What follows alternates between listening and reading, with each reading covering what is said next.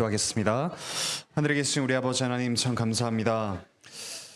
이 땅에 너무도 비참한 또 별 보잘것없는 현실 가운데 또 현실이 되지 않을 것만 같은 약속을 저희가 믿음으로 붙들고 살아갈 수 있게 하나님께서 말씀을 주시니 참으로 감사합니다.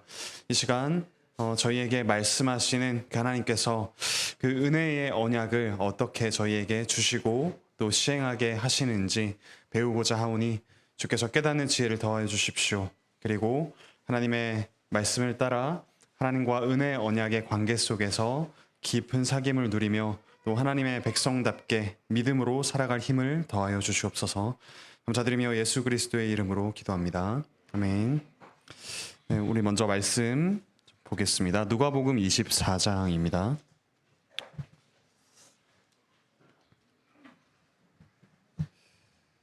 누가복음 24장 44절부터 48절까지 읽겠습니다. 누가복음 24장 44절부터 48절까지입니다. 제가 말씀 읽겠습니다. 또 이르시되 내가 너희와 함께 있을 때에 너희에게 말한 바 곧 모세의 율법과 선지자의 글과 시편에 나를 가리켜 기록된 모든 것이 이루어져야 하리라 한 말이 이것이라 하시고 이에 그들의 마음을 열어 성경을 깨닫게 하시고 또 이르시되 이같이 그리스도가 고난을 받고 제3일에 죽은 자 가운데서 살아날 것과 또 그의 이름으로 죄사함을 받게 하는 회개가 예루살렘에서 시작하여 모든 족속에게 전파될 것이 기록되었으니 너희는 이 모든 일의 증인이라. 아멘. 여기 44절에 나오는 모세의 율법 그리고 선지자의 글, 시편 요 세 가지는 구약 성경을 가리키는 표현입니다. 유대인의 히브리어로 된 성경, 구약 성경이 요 세 가지로 이루어졌다라고 흔히 이야기하곤 합니다. 그래서 아마 예전에도 한번 제가 설명을 드렸는데요. 모세의 율법을 토라라고 하고요. 그 다음에 선지자의 글을 너빔이라고 하고, 그러니까 앞에 글자만 기억하시면 됩니다. 티읕, 니은, 마지막으로 시편으로 대표되는 성문서라는 게 있는데 이게 커투빔이라고 합니다. 키읔, 티읕, 니은, 키읔 합쳐서 타나크라고 하고 이 타나크가 구약 성경, 히브리어 성경을 가리키는 표현입니다. 타나크. 그리고 이 성경 45절을 보시면 그들의 마음을 열어 성경, 여기서 성경이 구약 성경이겠죠. 구약 성경을 깨닫게 하시는데 그 내용이 무엇이냐? 46절, 47절에 나오듯이 그리스도가 고난을 받고 제3일에 죽은 자 가운데서 살아날 것과 그의 이름으로 죄사함을 받게 하는 회개가 모든 족속에게 전파될 것이라고 합니다. 그러니까 구약 성경이 궁극적으로 가리키는 바가 무엇이냐? 예수 그리스도의 죽으심과 또 부활, 그로 인한 구원이 온 열방에 퍼져나갈 것이다 라는 이야기입니다. 그래서 오늘은 은혜 언약의 시행에 대해서 배울 건데요. 은혜 언약이라는 것이 사실은 구약에서부터 시작이 되어서 신약까지 이어진다. 이것이 구약 신약을 하나로 관통하는 주제다라는 것을 우리가 좀 생각해 볼 필요가 있습니다. 네, 본격적으로 문답 들어가 보도록 하겠습니다. 문답 읽겠습니다. 은혜 언약은 언제나 동일한 방식으로 시행되었습니까? 은혜 언약이 언제나 동일한 방식으로 시행된 것은 아니었습니다. 구약 시대에는 신약 시대와 다르게 시행되었습니다. 이 구약과 신약의 관계를 좀 생각해 볼 필요가 있습니다. 구약과 신약 관련해서 우리가 흔히 하는 오해가 구약의 하나님과 신약의 하나님은 무언가 다른 하나님인 것 같다라는 생각을 하곤 합니다.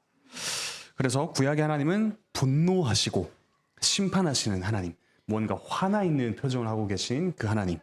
반면에 신약의 하나님은 용서하시고 사랑하시는 그 하나님의 이미지를 흔히 생각하곤 하죠. 그런데 오늘 아까 우리 예배 끝날 무렵에 강복 선언을 하면서 뭐라고 하셨죠? 여호와는 내게 복을 주시고 너를 지키시기를 원하며 여호와는 그 얼굴을 내게 향하여 드사 은혜 베푸시기를 원하며 여호와는 그 얼굴을 내게 비추사 평강 주시기를 원하노라. 구약의 하나님이 화난 표정으로 우리를 보시는 것이 아니라 사실은 은혜 베푸시길 원하는 동일한 하나님이시라는 사실을 구약에서부터 우리가 발견할 수가 있습니다. 근데 이 구약 신약을 묶는 주제가 뭔지 조금 더 살펴보면서 한번 알아보겠습니다. 또한 구약의 하나님, 신약의 하나님뿐만 아니라 구약의 성도와 신약의 성도도 무언가 다른 것 같다라는 생각을 하곤 합니다. 구약의 성도는 하나님 주신 율법을 모두 지켜서 구원받는 사람이라고 생각하기 쉽고, 반대로 신약의 성도는 믿음으로 구원받는 사람, 이렇게 흔히 둘을 나눠서 생각하기가 쉽습니다. 하지만 오늘 이 33문답에서 이야기하듯이 은혜 언약이 다른 방식이지만 동일한 은혜 언약이 구약과 신약 시대에 시행되었다고 합니다. 그러니까 반괄호 3번에 들어갈 말은 은혜입니다. 은혜. 동일한 은혜가 구약과 신약에 모두 주어졌고요. 구약의 성도 역시 믿음으로 구원을 받았습니다. 이 구약과 신약을 그러니까 성경 전체를 관통하는 주제가 무엇인가에 대해서 여러 가지 논의가 있습니다. 하나는 우리를 죄에서 구원하시는 하나님의 역사, 이 구속사가 성경 전체를 관통하는 주제다라고 보는 관점이 있고, 그래서 이 구속사가 펼쳐지기 위해서는 하나님과 우리가 관계를 맺는 언약, 이 언약이야말로 성경 전체를 관통하는 주제다라고 말하는 사람들도 있고요. 한편으로는 아니다, 하나님 나라, 하나님께서 창조하셨지만 망가졌고 다시 회복되어 완성될 하나님 나라가 성경 전체를 관통하는 주제다. 이렇게 여러 가지로 성경 전체의 주제를 이야기하기도 합니다. 사실 모두 다 성경 전체를 관통하는 주제이죠. 그래서 이 신약과 구약이 나뉘어진 것이 아니라 이런 여러 가지 주제를 통해서 볼 때도 하나로 이어졌다라는 사실을 우리가 좀 알 수가 있습니다. 오늘은 이 은혜 언약이라는 키워드로 구약과 신약이 관통된다라는 걸 좀 생각해 보겠습니다. 히브리서 1장 1절 2절 말씀을 같이 한번 좀 찾아볼까요? 히브리서 1장 1절 2절. 그래서 이 빈칸을 한번 채워보겠습니다. 히브리서 1장 1절과 2절. 자, 첫 번째 줄에는 언제 하셨는가인데, 구약의 괄호 안에 들어갈 말 뭘까요? 네, 옛적에. 그러니까 구약 시대에 누구를 통하여? 예, 선지자들을 통하여 여러 부분과 여러 모양으로 누구에게? 우리 조상들에게가 들어가고요. 오른편 신약은 옛적에 대비되는 뭐죠? 이 모든 날 마지막에는, 오늘날에는 누구를 통하여? 아들을 통하여 누구에게? 우리에게. 그리고 1절, 2절에 동일하게 들어가는 어떤 내용은 말씀하시는 하나님입니다. 그러니까 옛적에 구약시대에 이렇게 말씀하신 하나님이 오늘날에 이렇게 말씀하신다라는 걸 대비해서 보여주죠. 하지만 이 하나님, 말씀하신 하나님 다른 말씀을 하셨을까요? 네, 동일한 말씀을 다른 방식으로 하셨다라는 것을 우리에게 이야기하고 있습니다. 그리고 하나님이 말씀하신다는 건 우리와 언약을 맺고 우리와 교제하시는 분이시다라는 사실을 알려주기도 합니다. 그래서 이 구약과 신약이 분명히 다른 점이 있지만 또 동일하게 말씀하시고 우리와 은혜의 언약을 맺으시는 하나님이다라는 사실을 우리가 기억할 필요가 있겠습니다. 자, 그러면 34, 35문답에서는 구약 시대의 은혜 언약과 신약 시대의 은혜 언약이 어떻게 다르게 시행되었는가를 좀 살펴볼 수가 있습니다. 문답 읽겠습니다. 구약 시대에는 은혜 언약이 어떻게 시행되었습니까? 구약 시대에는 은혜 언약이 약속들, 예언들, 희생제사들, 할례, 유월절, 그리고 다른 예표들과 의식들로 시행되었습니다. 이 모든 것들은 오실 그리스도를 미리 보여줌으로써 그 시대의 피택자들이 약속된 메시아에 대한 믿음을 충분히 갖도록 하였고, 그 메시아로 말미암아 완전한 죄의 용서와 영원한 구원을 얻게 하였습니다. 네, 구약 시대의 은혜 언약의 시행, 여러 가지로 이렇게 시행되었다라고 나오죠. 우리가 말씀 하나씩 좀 보면서 어떤 것들이 은혜 언약의 시행인가를 한번 보겠습니다. 첫 번째로 약속들이 곧 은혜 언약의 시행이다라고 했는데요. 가장 먼저 주어진 약속은 창세기 3장 15절 잘 아시는 소위 원복음이라고 하는 그 말씀이죠. 같이 읽어보겠습니다. 시작. 내가 너로 여자와 원수가 되게 하고 네 후손도 여자의 후손과 원수가 되게 하리니 여자의 후손은 네 머리를 상하게 할 것이요 너는 그의 발꿈치를 상하게 할 것이니라 하시고, 이것이 은혜 언약이죠. 하나님께서 베푸시는 은혜가 담겨 있는 언약의 약속입니다. 그리고 이 약속들, 예언들, 희생제사들, 이런 모든 구약의 은혜 언약들은 나중에 결국 신약에서 성취되는 것을 볼 수가 있습니다. 우선은 이것들이 무엇을 가리킬까, 어디에서 성취되고 완성되었을까 한번 생각해 보시면 좋겠습니다. 그 다음에 약속 말고 예언들도 한번 보겠습니다. 이사야 말씀 좀 길어서 제가 적진 않았는데요. 같이 한번 찾아볼까요? 이사야 11장입니다.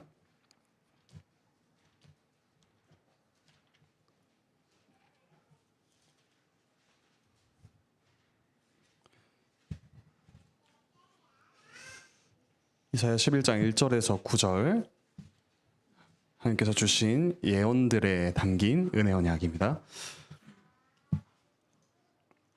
이사야 11장 1절에서 9절 같이 읽겠습니다. 시작.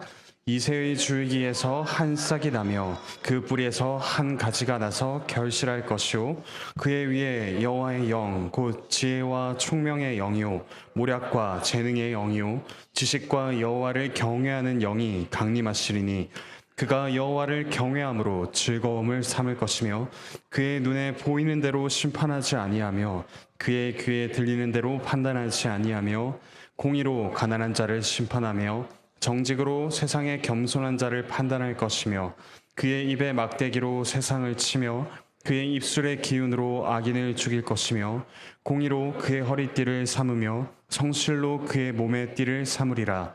그때 이리가 어린 양과 함께 살며 표범이 어린 염소와 함께 누우며 송아지와 어린 사자와 살찐 짐승이 함께 있어 어린아이에게 끌리며 암소와 곰이 함께 먹으며 그것들의 새끼가 함께 엎드리며 사자가 소처럼 풀을 먹을 것이며 젖 먹는 아이가 독사의 구멍에서 장난하며 젖된 어린아이가 독사의 굴에 손을 넣을 것이라.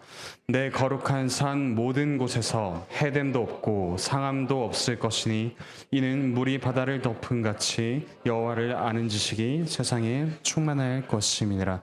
네, 이 예언에 어떤 게 담겨 있나요? 하나님의 놀라운 은혜가 이 세상에 충만해졌을 때 일어나는 그 놀라운 세상을 그리고 있습니다. 이것이 구약에서 보이는 은혜 언약의 시행이죠. 그리고 희생 제사들에도 역시 이 은혜 언약의 시행이 담겨 있습니다. 레위기 4장 33절 35절 부분적으로 인용했는데요. 같이 읽겠습니다. 시작. 그 속죄제 제물의 머리에 안수하고 번제물을 잡는 곳에서 속죄 제물로 잡을 것이요 이같이 제사장이 그가 범한 죄에 대하여 그를 위하여 속죄한즉 그가 사함을 받으리라. 네, 희생 제사는 어떤 것이냐면 나의 죄를 제물에 전가해서 그것을 하나님께 올려드리면 이 죄가 사해졌다라고 하나님께서 선언해 주시는 겁니다. 그러니까 우리가 그 죄를 해결할 만한 어떤 사실 엄청난 노력을 할 수가 없는데도 불구하고 그 죄를 제물에 전가해서 없애주시는 것, 없다고 인정해 주시는 것, 이것이 은혜이죠. 은혜 언약이 희생제사들에 담겨 있습니다. 그리고 네 번째는 할례인데요. 창세기 17장 13절부터 14절 제가 읽겠습니다.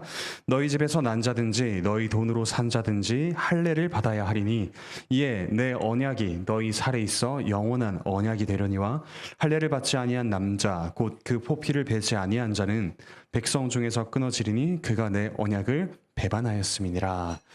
우리가 하나님의 백성이다, 하나님의 백성임을 확실하게 보여주는 것이 바로 할례라고 이야기를 할 수 있죠. 여기에서 하나님께서 자기 소유를 삼으셨다라는 걸 분명하게 보여주는 은혜가 담겨 있습니다. 그리고 6월절에도 이 은혜 언약이 담겨 있습니다. 출애굽기 12장 13절부터 14절 같이 읽어보겠습니다. 시작. 내가 애굽 땅을 칠 때에 그 피가 너희가 사는 집에 있어서 너희를 위하여 표적이 될지라. 내가 피를 볼 때에 너희를 넘어가리니 재앙이 너희에게 내려 멸하지 아니하리라. 너희는 이 날을 기념하여 여호와의 절기를 삼아 영원한 규례로 대대로 지킬지니라. 이 한 번의 어떤 구원 사건으로 그치지 않고 대대로 지키면서 하나님과의 은혜로운 관계를 떠올리게 하는 것, 이것이 바로 유월절이죠. 그리고 여섯 번째로 이 외에도 다른 예표들은 어떤 인물이나 사건, 무언가를 통해서 실체, 다가올 무언가를 미리 보여주는 것입니다. 예표, 그리고 여러 가지 의식들, 하나님의 명령들이 있죠. 히브리서 12장 24절은 이렇게 이야기합니다. 제가 읽겠습니다. 새 언약의 중보자이신 예수와 및 아벨의 피보다 더 나은 것을 말하는 뿌린 피니라. 여기서 아벨의 피가 나오는데요. 사실 창세기 4장에 보면 그냥 아벨이 죽었습니다. 가인에게 죽어버렸는데 그것이 그냥 비극적인 한 사건으로 끝나지 않고 의로운 자의 죽음이 사실 어떤 효력이 있는가를 예수 그리스도의 피를 통해서 나중에 보게 된다는 거죠.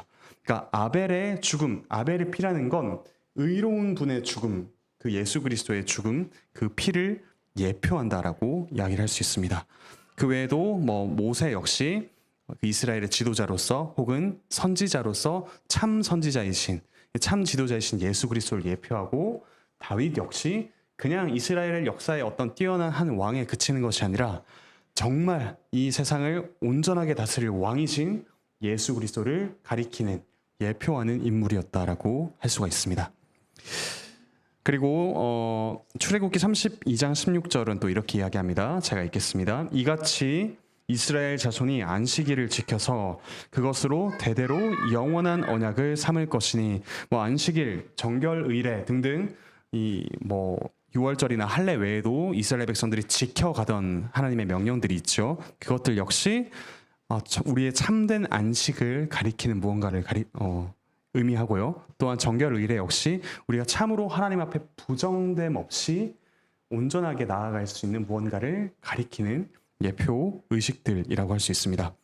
자, 이런 구약시대 은혜 언약의 시행들을 쭉 보시면은 좀 복잡하고 감각적이고 뭔가 좀 귀찮다고 하긴 좀 그렇고요. 계속해서 뭔가를 행해야 되는 그런 무언가라고 할 수 있겠죠. 왜 이렇게 했을까? 이것들은 마치 어린이들을 위한 그림책이라고 생각하시면 되겠습니다.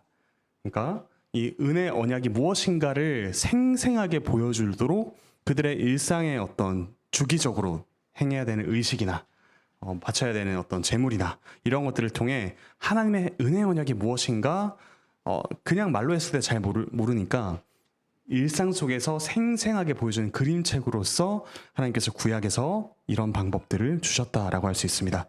어찌 보면 이제 어린이 설교 같은 거라고도 할 수가 있겠죠.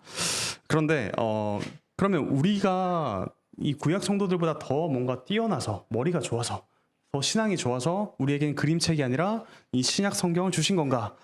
그렇게 생각하면 안 된다는 거죠. 우리의 수준이 더 높기 때문이 아니라 하나님께서 구원을 이루어 가시는 역사가 점점 전개되기 때문에, 그리고 하나님의 구원 계획이 점점 점진적으로 드러나기 때문이라고 할 수 있습니다. 우리가 더 뛰어나서 그림책이 필요 없는 게 아니다라는 거죠. 계속해서 좀 살펴보도록 하겠습니다. 다음 페이지 보시면, 그러면 이런 구약시대 은혜 언약의 시행은 좀 어떤 의의가 있을까? 첫 번째, 이 구약시대 은혜 언약의 시행의 목적을 보면 오실 그리스도를 미리 보여주는 것이라고 할 수 있습니다. 가로 안에 들어갈 말 오실입니다. 오실 그리스도를 미리 보여주는 목적이 있었다. 고린도후서 1장 20절 같이 읽어보겠습니다. 시작. 하나님의 약속은 얼마든지 그리스도 안에서 예가 되니 그런즉 그로 말미암아 우리가 아멘하여 하나님께 영광을 돌리게 되느니라.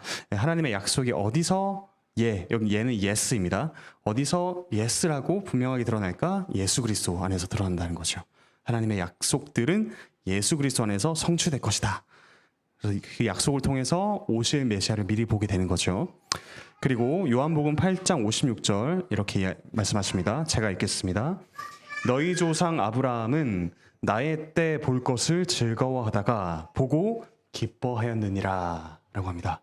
그러니까 아브라함이 그 예수 그리스도께서 언제 어떤 이름을 가지고 어떻게 오실지 알 수 없었죠. 하지만 아브라함이 받았던 모든 언약과 약속과 그런 것들이 사실은 그 예수 그리스도 안에서 이루어질 것을 희미하지만 내다보고 이렇게 나아갔다라는 것을 우리가 알 수 있습니다. 그래서 구약의 모든 은혜 언약의 시행은 오실 그리스도를 미리 보여주는 것이다 라고 할 수 있습니다. 근데 이게 정말 효과가 있나? 효과가 있다라는 거죠. 그래서 충분한 믿음을 가지게 했다라고 합니다. 거란에 들어갈 말 믿음입니다. 아니 구약시대 그 예수 그리스도를 직접 언급하지 않는데 어떻게 믿음을 가질 수 있을까? 이런 것들을 통해서 하나님께서 믿음을 심어주셨다라고 답하고 있죠. 히브리서 11장 13절 오늘 또 읽었던 말씀인데요. 같이 읽겠습니다. 시작. 이 사람들은 다 믿음을 따라 죽었으며 약속을 받지 못하였으되 그것들을 멀리서 보고 환영하며 또 땅에서는 외국인과 나그네임을 증언하였으니 뭘 따라 죽었다고 하죠? 여기서 다 믿음을 따라 죽었다라고 합니다. 구약시대 성도들 오늘 오전 설교를 통해서 들었지만 역시 믿음으로 구원받았습니다. 그 믿음으로 구원받았고 모두 구약시대 성도들은 이 충분한 믿음을 따라 죽을 수 있을 만큼의 충분한 믿음을 앞에 이 모든 은혜 언약의 시행의 방법들을 통해서 얻었다라는 거죠. 여기서 약속을 받지 못하였을 때라고 했는데 약속이라기보다는 약속된 것을 받지 못하였을 때라고 해석하는 게 조금 더 낫습니다. 약속은 이미 받았죠. 그런데 약속이 실제로 이루어지는 것을 받지 못했지만 믿음을 따라 살고 죽었다는 겁니다. 네, 그리고 세 번째, 그러면 이 구약시대 은혜 언약 시행의 유익은 무엇인가? 메시아를 믿음으로 말미암는 구원을 얻었다라는 거죠. 아까도 말씀드렸듯이 오실 메시아를 통해서 구원하실 그 하나님을 믿음으로 얻는 구원을 미리 구약시대 성도들도 누렸다라는 겁니다. 그래서 첫 번째, 완전한 죄의 용서가 있었다라고 합니다. 완전한 죄의 용서. 로마서 4장 7절부터 9절 같이 읽겠습니다. 시작. 불법이 사함을 받고 죄가 가려짐을 받는 사람들은 복이 있고 주께서 그 죄를 인정하지 아니하실 사람은 복이 있도다 함과 같으니라. 그런즉 이 복이 할례자에게냐 혹은 무할례자에게도냐 무릇 우리가 말하기를 아브라함에게는 그 믿음이 의로 여겨졌다 하노라. 구약시대 성도들 역시 어떤 할례나 이 구약 시대에 행해졌던 은혜 언약의 모든 요소들 하나하나를 완전하게 지켰기 때문에 구원받은 것이 아니라 오실 그리스도를 믿음으로 구원받았다라고 이야기를 합니다. 그리고 구약시대 성도들 역시 완전하게 죄를 용서받았다라고 이야기를 하고 있습니다. 그리고 이 유익의 두 번째는 영원한 구원입니다. 거란에 들어갈 말 영원한입니다. 구약에 나오는 여러 가지 구원 사건, 구출 사건이 있죠. 대표적으로 출애굽, 그리고 사사 시대에 하나님께서 사사를 보내주셔서 구원하게 하시고 이런 여러 가지 어떤 구원과 구출의 사건이 있는데 이게 단순히 그 상황에서만 구원받는 걸 가리키는 게 아니라 우리가 죄와 사망으로부터 영원하게 구원받는 그것들을 가리켜주는 무엇이라고 할 수가 있겠습니다. 그래서 히브리서 4장 10절은 구약의 성도들 그리고 이후로 죽은 사람들을 이렇게 이야기합니다. 같이 읽겠습니다. 시작. 이미 그의 안식에 들어간 자는 하나님이 자기의 일을 쉬신과 같이 그도 자기의 일을 쉬느니라. 구약의 성도들도 이미 안식에 들어갔다. 영원한 구원을 받고 있다라고 이야기를 하고 있습니다. 이까지가 이제 구약 시대의 은혜 언약의 시행이었고요. 그러면 똑같은 은혜 언약이 신약 시대에는 어떻게 다르게 시행이 되는가? 한번 문답을 읽으며 살펴보겠습니다. 신약 시대에는 은혜 언약이 어떻게 시행되었습니까? 신약 시대에는 실체이신 그리스도께서 나타나심으로 동일한 은혜 언약이 말씀의 선포로 성례인 세례와 성찬의 집례로 시행되었으며 지금도 시행되어야 합니다. 이런 방식들 가운데서 은혜와 구원이 모든 나라에 더 완전하고 분명하고 효과적으로 제시됩니다. 이 35문 질문에 은약이 어떻게 시행되었습니까? 라고 되어 있는데 원문에는 시행됩니까? 입니다. 현재로 되어 있습니다. 그래서 옛날에 끝난 것이 아니라 지금도 이렇게 시행되고 있다라는 것을 우리가 기억해야 되죠. 먼저 이 실체이신 그리스도라고 이야기를 했는데요. 이 말은 곧 구약에 아까 보았던 모든 것들이 가리키는 정말 실체가 있다. 그 실체는 바로 예수 그리스도시다라는 건데요. 대표적으로 요한복음 6장 35절 같이 한번 읽어볼까요? 시작. 예수께서 이르시되 나는 생명의 떡이니 내게 오는 자는 결코 줄이지 아니할 터이요 나를 믿는 자는 영원히 목마르지 아니하리라. 네, 구약의 무엇을 가리켜서 지금 말씀하시는 걸까요? 네, 만나. 구약의 만나를 이렇게 이야기하시면서 구약의 만나를 먹고 조상들은 다시 줄이고 좀 목마르고 했었다. 하지만 그 구약의 만나가 가리키는 영원한 떡, 영원한 생명의 떡이 바로 나다라고 예수님께서 지금 말씀해주고 계시는 거죠. 그리고 구약의 성도가 누린 것과 똑같은 죄 용서와 영원한 구원, 영생을 예수님께서 주십니다. 세상 모든 그리스도인들이 알고 있다라고 할 만한 요한복음 3장 16절이 있죠. 앞에 14절부터 같이 한번 좀 읽어보겠습니다. 시작. 모세가 광야에서 뱀을 든 것 같이 인자도 들려야 하리니 이는 그를 믿는 자마다 영생을 얻게 하려 하심이니라. 하나님이 세상을 이처럼 사랑하사 독생자를 주셨으니 이는 그를 믿는 자마다 멸망하지 않고 영생을 얻게 하려 하심이라. 예수님께서 오셔서 영생을 주십니다. 그런데 하나님이 세상을 이처럼 사랑하사라고 했죠. 이처럼이 어떤 뜻일까요? 이만큼이나 많이 라는 뜻으로 생각할 수도 있지만 앞에 14절 15절에 나오는 이러한 방식으로 사랑하셨다라고 이야기할 수도 있습니다. 그러니까 하나님께서 세상을 사랑하시되 이 죄인들이 십자가에 달리신 그리스도를 보고 믿는 방식으로 자기 아들을 십자가에 매다셔서 그것을 보고 믿는 믿음으로 구원을 받게 하셨다라는 뜻입니다. 그러니까 이 구약에서 일어났던 놋뱀 사건을 통해서 이스라엘 백성들이 구원을 받았죠. 그 모든 구원이 사실은 이 십자가에 달리신 예수 그리스도를 통해서 이루어지는 것이다 라고 선언하고 있습니다. 그리고 또 신약에서는 그것들이 더욱더 분명하게 드러났죠. 구약에서는 놋뱀을 봤다면 이제는 십자가에 달리신 예수 그리스도를 볼 수가 있게 되었습니다. 그러면 신약에서는 은혜의 언약이 어떻게 시행되는가? 딱 세 가지로 이렇게 정리되어 있습니다. 첫 번째는 말씀의 선포입니다. 거란에 들어갈 말씀입니다. 네, 여기서 말씀의 선포라고 했는데요. 선포는 영어로 이 preaching이라고 되어 있습니다. 그러니까 설교이죠. 네, 설교. 그러니까 말씀의 선포인데 특별히 또 복음의 설교, 복음 설교라고 이야기를 할 수 있습니다. 마가복음 16장 15절 예수님께서 명령하신 내용입니다. 같이 읽어보겠습니다. 시작.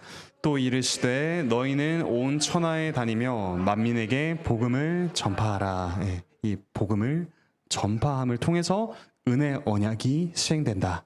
복음, 하나님께서 예수 그리스도를 통해서 성령님의 능력으로 우리에게 행하신 일, 그것을 전파할 때 은혜 언약을 우리가 경험하게 된다라는 거죠. 그리고 두 번째는 세례의 집례입니다. 세례, 거란에 들어갈 세례입니다. 마태복음 28장 19절 같이 읽겠습니다. 시작. 그러므로 너희는 가서 모든 민족을 제자로 삼아 아버지와 아들과 성령의 이름으로 세례를 베풀고, 이 세례를 통해서 우리가 이 은혜를 경험할 수 있는데요. 세례의 의미가 뭐 여러 가지로 설명될 수 있지만 간단하게 말해서는 예수 그리스도와 함께 죽고 함께 살아나는 것을 우리가 눈으로 보죠. 그리고 세례받는 사람들은 몸으로 경험합니다. 그래서 그리스도께서 우리와 연합하셔서 죄에 대해서 죽고 우리가 하나님에 대해서 살아갈 수 있는 사람으로 우리를 바꿔주셨다라는 것을 보이는 말씀인 세례를 통해서 우리가 경험하게 하십니다. 그리고 세 번째는 성찬입니다. 성찬의 집례입니다. 성찬과 관련된 누가복음 22장 말씀 같이 읽겠습니다. 시작. 또 떡을 가져 감사 기도하시고 떼어 그들에게 주시며 이르시되 이것은 너희를 위하여 주는 내 몸이라 너희가 이를 행하여 나를 기념하라 하시고 저녁 먹은 후에 잔도 그와 같이 하여 이르시되 이 잔은 내 피로 세우는 새 언약이니 곧 너희를 위하여 붓는 것이라. 성찬을 통해서 우리는 예수 그리스도께서 우리를 위해 자기를 주시는, 자기 몸을 찢고 자기 피를 흘려 우리에게 자기를 내어주시는 것을 분명히 봅니다. 그 은혜를 우리가 눈으로 그리고 우리의 입으로 손으로 경험을 하게 되는 것이죠. 그리고 이 첫 번째, 두 번째, 세 번째가 모두 이루어지는 현장이 어디죠? 예배입니다. 예배 속에서 우리는 은혜 언약을 시행하게 됩니다. 그러니까 예배는 곧 이 은혜 언약이 계속해서 갱신되고 경험되는 가장 분명한 현장이라고 할 수 있죠.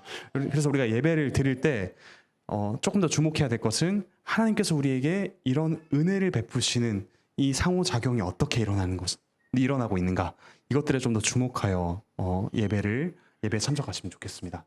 단순히 어떤 예배 한 요소 한 요소에 집중하는 것을 넘어서 은혜 언약이 어떻게 시행되고 있는가, 이것들에 좀 집중하시면 좋겠습니다. 네, 마지막으로 이 신약시대 은혜 언약의 시행이 구약시대와 비교해서 어떤 특징을 가지는가를 좀 정리해 보겠습니다. 5가지인데요. 첫 번째, 숫자가 많나요, 적나요? 네, 적습니다. 훨씬 간편하죠. 더 이상 그림책으로 주어지지 않고 분명한 어떤 말씀과 세례와 성찬으로 주어집니다. 그리고 단순합니다. 제사에 복잡한 의례가 들어가 있지 않죠. 단순하게 주어졌고, 세 번째, 영적입니다. 영적이다. 이 말은 감각에 덜 호소한다라고도 이야기할 수 있습니다.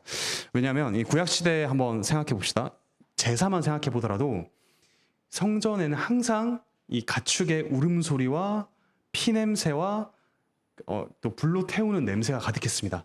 엄청나게 감각적이고, 그리고 좀 이 영적인 걸 생각하기도 하겠지만 감각에 더 주목할 그런 위험도 있을 수 있겠죠. 어쨌거나 우리가 지금 행하는 이 은혜 언약의 시행은 보다 더 영적인 것이라고 좀 이야기를 할 수가 있겠습니다. 더 뛰어나다 이런 표현보다는 덜 감각적이다라고 생각하시면 되겠습니다. 네 번째는 효과적이다라고 할 수 있습니다. 이 35문 답에 보시면 더 완전하고 분명하고 효과적으로 제시되었다라고 이야기를 하고 있죠. 왜냐하면 우리는 그 예수 그리스도께서 행하신 일을 토대로 이 은혜 언약의 시행에 참여하기 때문입니다. 그리고 5번째, 보편적이다라고 할 수 있습니다. 보편적이다.